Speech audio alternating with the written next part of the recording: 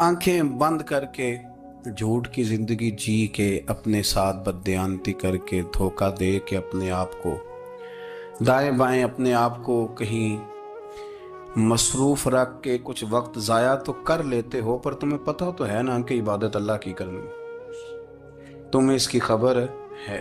मेरे रसूल पाक अलैहि वसल्लम ने फरमाया, बंदा अल्लाह के सबसे करीब उस वक्त होता है जब वो सजदे की हालत में होता है।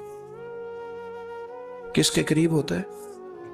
अल्लाह के सबसे करीब होता है। वो बड़ा नेड़े है रब के, बड़ा करीब है, इसलिए कि वो हालत है सजदा में। वो जब सजदे करता है ना, उसकी बारगाह में जब झुक जाता है, आप जरा सजदे की कैफियत देखें ना, जुबान भी यहाँ है, आंख भी यहाँ है, कान भी, अकल भी सारी, इसने सारा कुछ रख दिया सजदे। आप वो कभी पीछे जाएं तो देहातों में कहा जाता था, नाक से नकीरें निकालो। बहुत बड़ी सजा होती थी ना, नाक से नकीरें निकालो, बड़ी सजा होती थी। तो इसने कहा, मालिक मुझे किसी ने कहा नहीं, पर देखना मैंने रख दी सारी अकल सजदे में, और रख के कहा क्या, सुभान रब्बी या अल्लाह, अल्लाह मैं पस्त हूं तू आला है, अल्लाह तू मेरा रब है और तू सबसे आला। इतना, और फरमाया जब ये इस कैफियत में होता है तो फिर ये अपने रब के करीब होता। मेरे नबी करीम अलैहिस्सलाम ने मुसल्ले से दिल लगाने का दर्स दिया। हुजूर ने तवज्जो दिलाई। सहाबा इस ज़ौक़ के हामिल लोग थे, वो कोशिश करते थे। जनाब सिद्दीक़ अकबर रज़ी अल्लाह ताला अन्हु का इबादत का मिजाज हमेशा कायम रहा। हज़रत उमर फारूक सारी सारी रात अल्लाह के हुजूर खड़े रहे। हज़रत उस्मान गनी रज़ी अल्लाह ताला अन्हु इशा की नमाज पढ़ के 2 रकतों की नीयत बांधते थे, 15 सिपारे पहली रकत में पढ़ देते थे और 15 सिपारे कुरान मजीद के दूसरी रकत में पढ़ देते थे। आपने ना हज़रत उमर फारूक के विसाल के बाद उनकी एक बेवा से निकाह किया। हज़रत उस्मान गनी ने निकाह किया। वो खातून आपके निकाह में आई तो अर्ज़ करने लगी, अमीरुल मोमिनीन, मेरे लिए एजाज़ तो बहुत है कि मैं अमीरुल मोमिनीन की बेवा थी तो अमीरुल मोमिनीन की मनकूहा हो गई हूँ, लेकिन हुजूर न तो मैं जवान हूँ कि मेरे अंदर रग़बत होती और ना मैं अब इस काबिल हूँ कि कोई खिदमत कर सकूँ। मेरे साथ निकाह की वजह क्या बनी?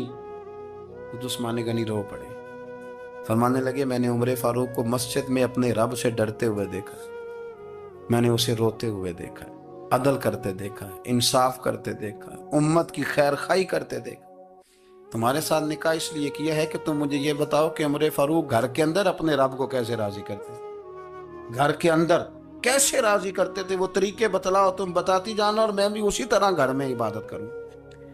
जिस घर में अल्लाह का जिक्र होता है वो घर जिंदों का है, और जिस घर में रब करीम का जिक्र नहीं होता वो घर जिंदों का नहीं है। घर ना हम ना किताबों में पढ़ते हैं कि एक बुजुर्ग कहते हैं, हज़रत फुज़ैल बिन अय्यास कहते हैं कि मैं एक गली से गुजर रहा था तो घर के अंदर किसी कारी सामने कुरान की आयत पढ़ दी, वली मन खाफ मकाम रब्बिही जन्नतान। मैं तो मेरे कानों से टकराई तो अल्लाह ने मेरी काया ही पलट दी, मैं तौबा कर गया। अब घर के अंदर से आवाज़ आए तो सही ना तिलावत की, पर अंदर से आवाज़ आती नहीं, या डेक बजने की आवाज़ आती है, या टीवी चलने की आवाज़ आती है, या धूम मचाने की आवाज़ आती है। इबादत का वो जो ख़ास शौक़ था, वो जो हुस्न था, वो जो तवानाई, वो जो बात थी।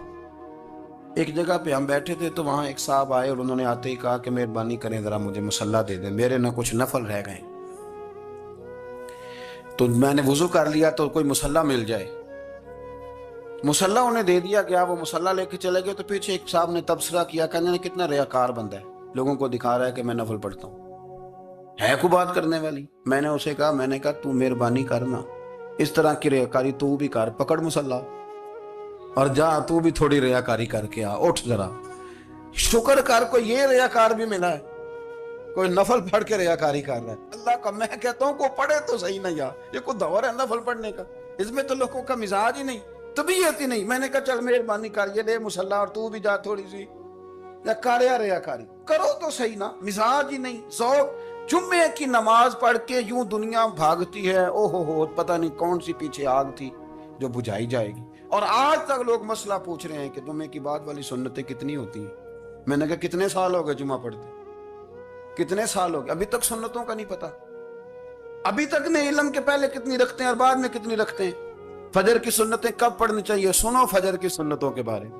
میرے رسول کریم سید عالم صلی اللہ تعالی علیہ وسلم سے ایک صحابی نے پوچھا تھا، حضور میری فجر کی سنتیں رہ گئیں یا رہ جاتی ہیں تو حکم کیا ہے؟ کیا انداز ہے حضور کا. بخاری مسلم کے لفظ سنو. حضور سید عالم صلی اللہ علیہ وسلم فرمانے لگے، اس نے کیا پوچھا تھا؟ حضور جواب کیا دیتے؟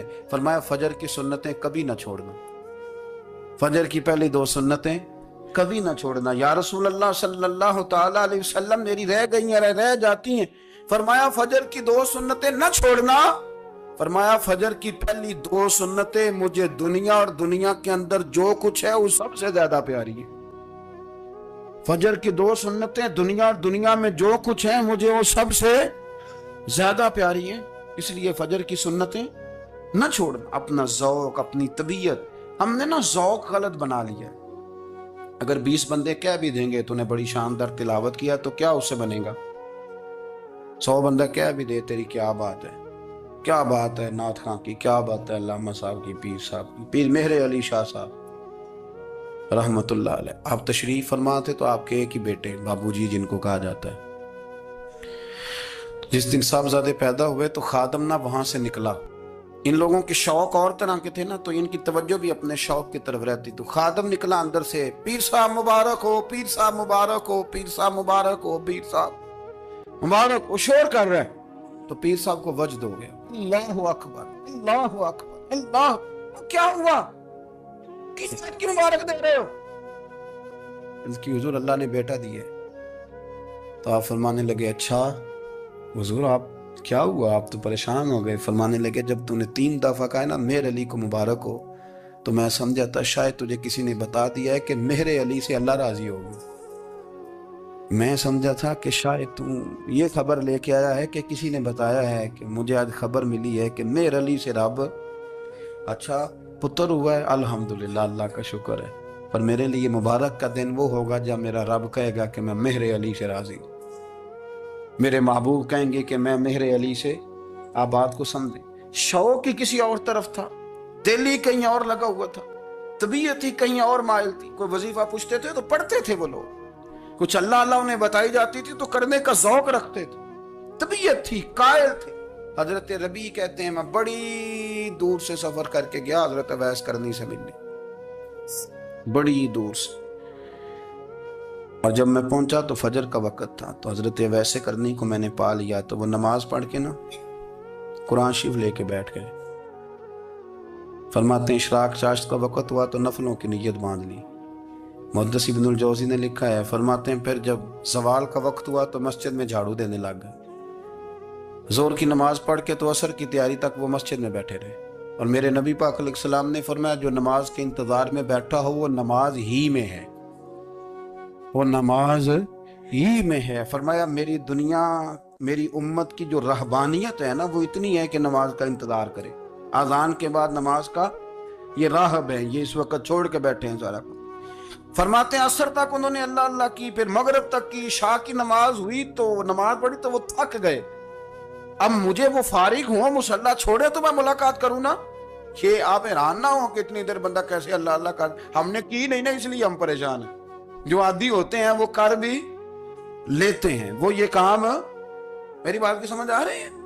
جب جاتے ہو کسی دفتر میں تو 8 گھنٹے کھڑے رہ لیتے ہو نا، مجبوری ہوتی ہے تو کھڑے رہا جا سکتا ہے. پاسپورٹ کے دفتر بولیے، امیگریشن کی لائنوں میں، اور میں نے تو ایمبیسیوں میں بندے 12 گھنٹے پہلے جا کے کھڑے دیکھے، رہ لیتے ہیں کھڑے. تو اگر ان کاموں کے لیے رہا جاتا ہے تو اللہ رسول کے لیے بھی کھڑے رہا جا سکتا ہے. تو فرمانے لگے کہ جب عشاء کی نماز کے بعد آخر انسان تھے، تھک گئے، نیند کا غلبہ ہوا تو تھوڑی ایسے آنکھ بند ہوئی تو کھلی تو رونے لگے. حضرت ویسے کرنی رو کے کہنے لگے مالک مجھے غافل تو نہ کر، ابھی میں نے کیا بھی کچھ نہیں، دن ختم ہو گیا، کوئی نفل نہیں، کوئی اللہ اللہ نہیں، اللہ مجھے غافل نہ کر، میری مدد فرما. فرماتے ہیں جب وہ روئے تو میرے ساتھ جو شخص تھا میں نے کہا اٹھو چلیں. کہنے لگا حضور ملنا نہیں. فرمایا جو میں لینے آیا تھا وہ مجھے مل گیا ہے، جو میں ان سے سیکھنے آیا تھا وہ مجھے نصیب ہو گیا، اب اور میں نے کیا لینا، ختم ہو گئی بات، اٹھو چلیں. اللہ کے بندوں نے حضرت ربیہ بن کعب اسلمی رضی اللہ تعالیٰ عنہ فرماتے ہیں کہتے ہیں جب بنو قریظہ اور بنو نذیر یہودیوں کے ساتھ حضور علیہ السلام نے جنگ کا اعلان فرمایا تو وہ دشمن ہو گئے. ہمیں خطرہ تھا کہ وہ رات کو کہیں محبوب کو تکلیف نہ دیں، تو کچھ لوگ نا تلواریں لے کے نبی پاک کے دروازے پہ پہرے داری کرتے تھے. گن مین رکھنا حرام نہیں، اگر کسی کو واقعی خطرہ ہو تو اس کے لیے سنت بھی ہے. حضرت علی المرتضیٰ تلوار لے کے حضور کے گھر کا پہرا دیتے تھے. حضرت ربیعہ بن کعب اسلمی رضی اللہ تعالیٰ عنہ فرماتے ہیں کہ رات میری ڈیوٹی تھی کہ میں حضور کے گھر کا پہرا دوں گا، تو فرماتے ہیں میں باہر سن رہا تھا، ساری رات ہی میرے نبی پاک نے اللہ کی تسبیح پڑھی. ساری رات، کبھی تسبیح، کبھی تحلیل، کبھی تحمید، کبھی تکبیر، ساری رات. فرماتے ہیں ساری رات حضور پڑھتے رہے اور ساری رات ہی میں سنتا رہا. مجھے اونگ آ گئی، میری آنکھ لگ گئی، حضور ابھی پڑھ رہے تھے، میں تھک کے سو گیا. اور فرماتے ہیں جب میری آنکھ دوبارہ سے کھلی تو میرے کانوں میں پھر کوئی چیز گونجی، تو میں نے کان لگایا تو میرے حبیب ابھی بھی اللہ کو یاد کر رہے. ساری رات حضور رب کی عبادت کرتے.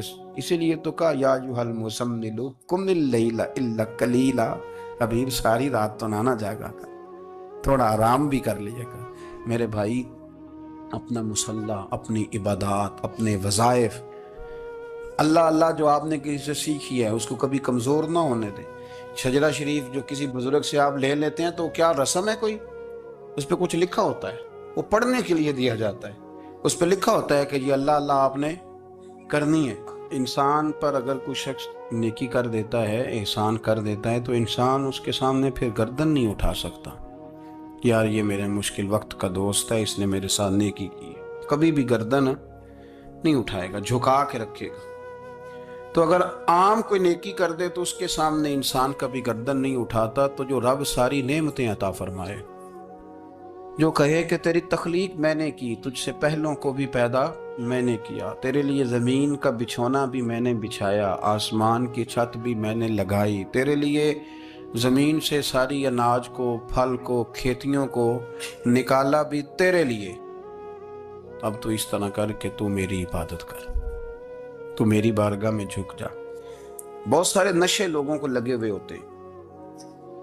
ہر آدمی کوئی نہ کوئی نشہ کرتا ہے. کوئی دولت کا کرتا ہے، کوئی شہرت کا کرتا ہے، کوئی اپنی تعریف کا نشہ کرتا ہے. دو چار لوگوں سے تعریف سن کے مطمئن ہو جاتا ہے. ناراض تو نہیں ہوگی اس جملے سے؟ آپ کرتے ہیں لوگ دولت کا نشہ بھی. یہ جب نقصان ہوتا ہے تو بندے بیمار نہیں ہو جاتے؟ پیسے ڈوب جاتے ہیں تو لوگ بیمار نہیں ہو جاتے؟ تو اس کا مطلب یہ ہوتا ہے کہ نشہ ٹوٹ گیا ہے. بہک ہوئے ہیں نا تھوڑے سے تو کانپتے ہیں، تڑپتے ہیں، پریشان. نشہ ہی اسی طرح ہی کرتا ہے نا، نہیں ملتا تو پریشان ہوتا ہے. یہ سارے نشے ہیں، مختلف قسم کا نشہ. ہم مانتے نہیں اس بات کو، تسلیم نہیں کرتے، کیونکہ تسلیم کرنا بڑا مشکل کام ہے. اس کے لیے تو بڑی ساری چیزیں جو ہیں وہ دبوچ کے اور بڑی سارے رستے پھلانگ کے آنا پڑتا ہے. تو بڑا مشکل ہے ماننا، ورنہ کرتے ہیں ہم. ہمارا مزاج ہے. یہ گھومنے پھرنے کا، دنیا دیکھنے کا بھی ایک نشہ ہے. یہ بہت ساری باتیں کرنے کا بھی ایک نشہ ہے. گپ شپ کا بھی ایک نشہ ہے. دو چار لوگوں کی جب تک پگڑیاں نہ کھول لیں، بعض لوگوں کو نیند نہیں آتی. یہ غیبت کا، چغلی کا، بددیانتی کا، یہ بھی ایک نشہ ہے. اس پر ملا رومی رحمت اللہ نے بڑا کلام لکھا ہے. وہ کہتے ہیں مانگ کے کھانے کا بھی نشہ ہے، مانگ کے کھانے کا بھی نشہ ہے. وہ کہتے ہیں کہ ایک بھیک مانگنے والی خاتون تھی، تو بادشاہ کے پاس بھیک مانگنے آئی، تو بادشاہ کو پسند آ گئی، اس نے شادی کر لی. اب اس کو عادت تھی بھیک مانگ کے کھانے کی، تو وہ کنیزوں سے کہا کرتی تھی کہ فٹافٹ نہ روٹی لے کے آیا کرو، میں 2-3 دفعہ مانگوں تو پھر لایا کرو. کیونکہ ایک نشہ ہے نا، تو میں مانگوں 2-4 دفعہ تو پھر. تو انسان بہت سارے نشے کرتا ہے، یہ مانتا نہیں. یہ موبائل، یہ فیس بک، یہ سارے نشے ہی ہیں. اپنی فوٹو لگا لینا، سارا دن اسی کو دیکھتے رہنا. اور بڑے بڑے سیانے بندے جو وزادار ہیں، بڑے وزادار لوگ ہیں، لیکن وہ بھی سنجیدگی کے قائل نہیں، اس طرح کے نشوں کا شکار ہیں. یہ سارے نشے ہیں جو ہم نے پال لیے. ہمارے صوفیاء، ہمارے بزرگ فرماتے ہیں کہ تم اس طرح کرو، اگر سارے نشوں سے بچنا چاہتے ہو تو سجدے کا نشہ شروع کرو. سجدے کا نشہ شروع کرو. یہ نا اقبال کہتے ہیں، عطار ہو، رومی ہو، رازی، آپ بات کو سمجھیں، عطار ہو، رومی ہو راضی ہو غزالی ہو کچھ ہاتھ نہیں آتا بے آہ سحر گاہی.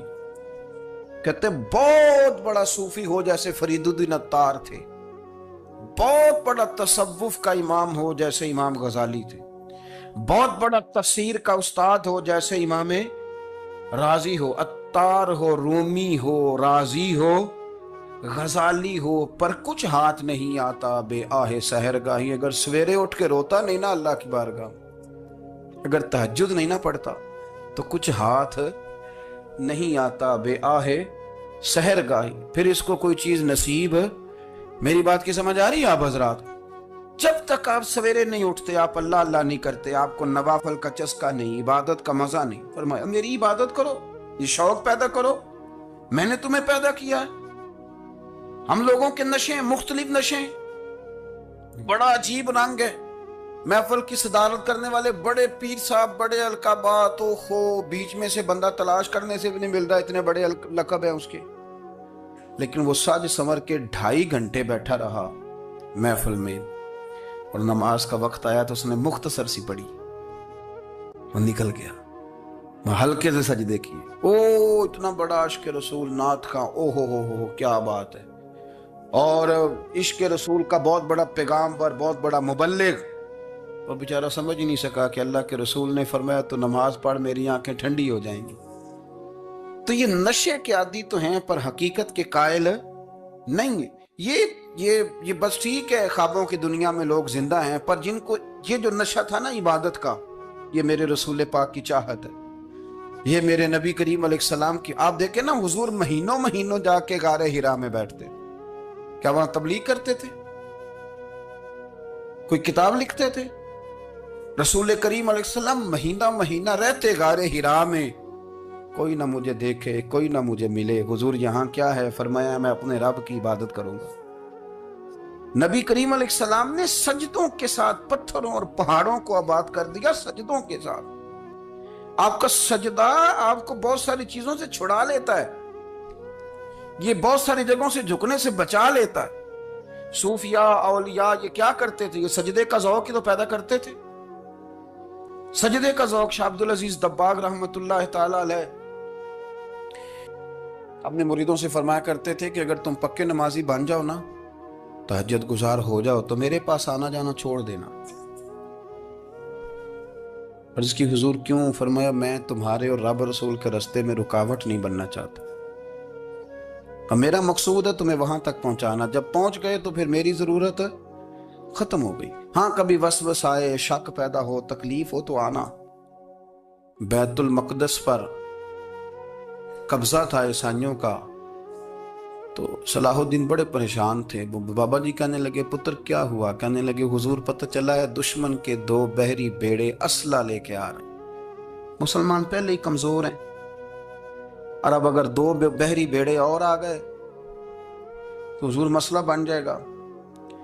تو میں پریشان ہوں کہ کس طرح یہ کم مسئلے والی ہماری فوج ہے کیسے مقابلہ کرے گی. تو بابا جی کہنے لگے پتر اس طرح کرنا، آج رات تو بھی دعا کرنا اور میں بھی کروں گا، تو بھی دعا کرنا. آپ ناراض نہ ہونا، ہم تو پیروں والے ہیں، ہم تو پیروں کے نوکر غلام ہیں، ہمارا تو گزارا ہی نہیں، ہمیں تو ملتا ہے سارا کچھ وہاں سے. پر میرا سوال یہ ہے کہ تعویذ لینے جاتے ہو نفل کیوں نہیں پڑھتے؟ رات اللہ اللہ کیوں نہیں کرتے؟ یہ بھی تو ہمارے بزرگوں کا ہی طریقہ ہے، انہوں نے تو ہمیں سکھایا ہے. صلاح الدین ایوبی سے بزرگوں نے کہا کہ رات آج نا اللہ اللہ کرنا، تو میں تیرے لیے دعا کروں گا، تو بھی دعا کرنا. تو بندہ جب دکھی ہوتا ہے تو سجدہ کرتا ہے، تو پھر ہی تو مصلی بھیگ جاتا ہے، پھر ہی تو مزہ آتا ہے. سکھی بندہ تو کعبے جا کے نہیں روتا. دکھی تھے، تکلیف تھی، تو سر رکھا سجدے میں تو تڑپ گئے. اور وہ بابا جی کہتے ہیں میں مسجد آیا تو صلاح الدین چیخے مار کے رو رہا تھا اور کہہ رہا تھا مالک میں کوئی اپنی شان کے لیے تو نہیں نہ لڑ رہا، اللہ کو میں کوئی قبضوں کے لیے تو نہیں لڑ رہا، مالک تیرے لیے لڑ رہا ہوں، مجھے بے آبرو نہ کرنا، میری مدد فرمانا. کہتے ہیں میں آیا تھا کہ مسجد میں دعا کروں گا، پر صلاح الدین ایوبی کو روتے دیکھا تو میں لوٹ گیا. تو سویرے صلاح الدین ملے تو بڑے خوش تھے. میں نے کہا پتر کیا ہوا؟ کہنے لگے حضور وہ بحری بیڑے 2 آ رہے تھے نا اسلحہ لے کے، دونوں ڈوب گئے پانی میں. پانی میں ڈوب گئے تو بابا جی کہنے لگے صلاح الدین وہ پانی میں نہیں ڈوبے، وہ تیرے آنسوؤں میں ڈوب گئے، وہ غرق ہو گئے، وہ جو تو نے مسلح بات کیا تو وہ تیرے آنسوؤں میں ڈوب گئے، وہ غرق ہو گئے، وہ تباہ، اتنے قیمتی تھے تیرے آنسو کے بہا لے گئے دشمن کے بحری بیڑوں کو۔ میرے بھائی ٹھیک ہو گیا جی، میرے عزیز سمجھ لیں اس بات کو ہمیشہ کے لیے، اور اس پر غور کر لیں اچھے طریقے سے کہ میرے رسول کریم سید عالم صلی اللہ علیہ وسلم نے نا ہماری توجہ دلائی، حضور نے ہمیں بتلایا، ہمارا ذوق بڑھایا عبادت کی طرف۔ ایک صحابی تھے حضرت ابو فاطمہ رضی اللہ تعالیٰ عنہ، یہ ترمذی شریف کی حدیث ہے۔ نبی پاک علیہ السلام نے فرمایا ابو فاطمہ قیامت کے دن مجھ سے جلدی ملنا چاہتے ہو کہ دیر کے ساتھ؟ تو کہنے لگے حضور کون ہوگا جو دیر سے ملنا چاہے گا، ہم نے تو جان دے دی وعدہ دیدار پر۔ اعلیٰ حضرت فرماتے ہیں جان دے دی وعدہ اور نقد اپنا دام ہو ہی جائے گا۔ مجھے لگتا ہے کہ یہ سودا نقد و نقد ہو جانا ہے، چونکہ ہم نے جان دے دی وعدہ دیدار پر۔ آپ نے وعدہ کیا تھا کہ مریں گے تو پھر زیارت ہوگی، تو مر گئے ہم زیارت کی خاطر۔ جان دے دی وعدہ دیدار پر تو نقد اپنا دام ہو ہی جائے گا۔ اے رضا ہر کام کا ایک وقت ہے، دل کو بھی آرام ہو ہی جائے گا۔ تو حضرت ابو فاطمہ رضی اللہ تعالیٰ عنہ سے نبی پاک صلی اللہ علیہ وسلم نے فرمایا جلدی ملنا چاہتے ہو کہ دیر سے؟ اس کی حضور فٹافٹ ملنا ہے، میں نے قیامت کے دن آپ سے جلدی ملنا ہے۔ تو نبی پاک علیہ السلام نے فرمایا پھر اس طرح کرنا، دنیا میں رہ کے سجدے زیادہ کرنا، پھر سجدے زیادہ کرنا، قیامت میں ملاقات جلدی ہو جائے، قرب ملے گا تمہیں۔ اپنے بچوں کے اندر دیکھیں نا، ہم شوق پیدا کرتے ہیں، ہمیں صحیح لفظ نہیں بولنے آتے پر ہم بچوں میں شوق پیدا کرتے ہیں کہ پتر ڈاکٹر بن جائے گا تو بڑا نفع کرے گا، تو لوگوں کی خدمت کرے گا، ملک و ملت کی خدمت کرے گا، تیرے ابا کا نام روشن ہوگا، تیرے دادا کی تعریفیں ہوں گی۔ ہم یہ ذوق پیدا کرتے ہیں، ہم اپنے نوجوانوں کے اندر یہ فکر پیدا کرتے ہیں، انہیں ہم سمجھاتے ہیں کہ میاں جب تم پڑھو گے، محنت کرو گے تو فلاں آدمی کی طرح تمہارا نام ہوگا۔ یہ جتنا ذوق ہم بچوں کے اندر ان چیزوں کا پیدا کرتے، ہمیں حکم ہے کسی طرح ہم ذوق پیدا کریں کہ پتر نماز پڑھے گا تو اللہ راضی ہو جائے گا، تو سجدہ کرے گا۔ دیکھیں نا میرے رسول کریم علیہ السلام نے فرمایا 7 سال کے بچے کو مسجد لے کے جاؤ، یعنی اسے شوق دلاؤ، اس کے اندر یہ خاصیت پیدا کرو کہ اس کا دل کرے مسجد میں جانے کو، اس کے اندر یہ خصوصیات لاؤ کہ وہ ہمارے ہاں نا ہر چیز کو پرموٹ کیا جا رہا ہے، ہر چیز کو، یعنی سر سنگیت سکھانے کے لیے اکیڈمیاں بن گئی ہیں، ہر شے پرموٹ ہو رہی ہے، عبادت کا جذبہ کم ہوتا جا رہا ہے، اللہ کا ذوق ہمارے اندر نہیں رہا۔ اور اتنا مشکل ہم نے اپنے لیے بنا لیا ہے کہ وہ بندہ جو بڑی زبردست مذہبی گفتگو کر رہا تھا اور تگڑی بات کر رہا تھا، کیا بات ہے، لیکن نماز کے بارے میں کمزوری دکھا جاتا ہے، نوافل کے بارے میں وہ چپکے سے نکل جاتا ہے۔ امام احمد بن حنبل رحمۃ اللہ تعالی علیہ، مسند امام احمد بن حنبل 14 جلدوں میں ہے مارکیٹ میں، اور مجھے تو خیر پسند ہی بڑی ہے، میں نے تو کئی دفعہ پڑھی ہے۔ اور کیا بات ہے امام احمد بن حنبل کی، کیسے تگڑے قسم کے محدث تھے اور اللہ نے کتنا انہیں اعزاز عطا فرمایا ہوا۔ یہ کوڑے بھی کھاتے تھے دین کی خاطر، سارا کرتا لہو سے بھر بھی جایا کرتا تھا، بڑا اعزاز والا شخص تھے، بڑے اعزاز والے، حدیثیں جمع کرنا، حدیثیں لکھنا، حدیث پڑھانا، سارا دن رہتے تھے۔ کہہ سکتے تھے کہ میں کر تو رہا ہوں کام، اور حدیث بھی موجود ہے کہ عالم عابد سے افضل ہوتا ہے، پر اس کے باوجود امام احمد بن حنبل رحمۃ اللہ علیہ 300 نفل فرض نمازوں کے علاوہ پڑھا کرتے تھے، 300 نوافل روز پڑھا کرتے تھے۔ ان کے بیٹے نے کہا ابا جی مکان خریدنا ہے تو وہ جگہ کہاں کر کے لوں، بہت ساری آبادیاں، تو فرمایا پتر وہاں لینا جہاں مسجد قریب ہو۔ میرے رسول کریم سید عالم صلی اللہ علیہ وسلم اتنا پسند کرتے مسجد کو، اتنا پسند کرتے نماز کو، کہ رسول کریم صلی اللہ علیہ وسلم تہجد کی نماز بھی پڑھتے، پھر حضور فجر کی نماز بھی پڑھتے، نبی پاک وتر کو الگ کر کے پڑھتے، عشاء کے ساتھ نہیں پڑھتے۔ یہ تو ہم اس لیے اجازت دی ہمارے بزرگوں نے کہ بعد میں اٹھے گا کون علیحدہ وتر پڑھنے کے لیے، عشاء کے ساتھ پڑھ لیں۔ وتر پڑھتے، تہجد پڑھتے، فجر پڑھتے، اشراق پڑھتے، چاش پڑھتے، پھر مغرب کی نماز کے بعد 6 رکعت اوابین پڑھتے، پھر رات کو صلاۃ اللیل پڑھتے. سیدہ عائشہ صدیقہ کہتی ہیں زمانہ سو جاتا اور میرے رسول مصلی بچھا کے کھڑے ہو جاتے. او یار کھیتی باڑی کر کے نہیں, محنت مزدوری کر کے نہیں. جناب عائشہ کہتی ہیں میں یہ بھی دیکھتی کہ حضور ایک آیت شروع کرتے تو ساری رات اسی کو پڑھتے, اور میری نظر جاتی تو قدم مبارک پہ ورم آ جاتا. یار نماز پڑھ پڑھ کے, اتنی مشقت کر کے, اتنی جد و جہد کر کے ورم آ گیا. یا رسول اللہ اتنی محنت کیوں کرتے ہو؟ فرمایا افلا اکون عبدا شکورا, کیا میں اپنے رب کا شکر گزار بندہ نہ بنوں؟ صحابہ کا ذوق عبادتوں کا, ریاضتوں کا, تلاوتوں کا, طبیعتیں ان کی, وہ ایک دوسرے کو. حضرت مولا علی شیر خدا کرم اللہ تعالی وجہ الکریم کے زمانے میں روم کے بادشاہ نے کہا یار یہ مسلمانوں کا پتہ تو کرو, یہ آخر کیوں اتنے زیادہ مجاہد ہیں. اس زمانے میں جاسوس بھیجنے کا مزاج تھا. اب تو جاسوس پکڑا جاتا ہے, اب تو جاسوس جاسوسی کا شوق ویسے آج بھی ہے. عرض کروں تھوڑی سی بات اس عنوان سے. پتہ کیا ہمارا مسئلہ ہے؟ ہم جہاں جاتے ہیں نا وہاں تھوڑی خوشبو سونگنے کی کوشش کرتے ہیں.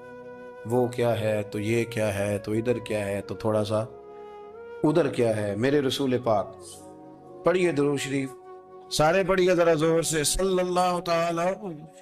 نبی پاک علیہ السلام نے فرمایا جاسوسی نہ کرنا ورنہ تم بندوں کو خراب کر دو, اور فرمایا اس طرح نہ ہو کہ تم کسی کے آپ کھول نہ نکلو تو تمہارے پہلے کھول جائیں.